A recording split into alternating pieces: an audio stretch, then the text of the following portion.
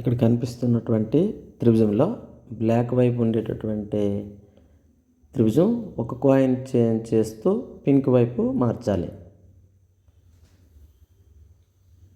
అదేవిధంగా 2 కాయిన్లు చేంజ్ చేస్తూ బ్లాక్ యారో వైపు ఉండే త్రిభుజం పింక్ యారో వైపు మార్చాలి.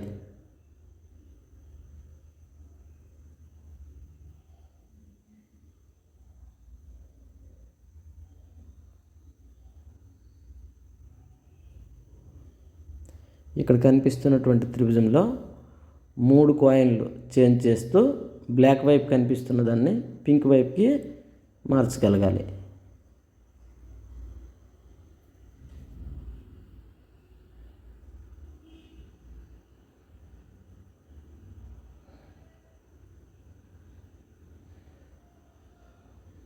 అయితే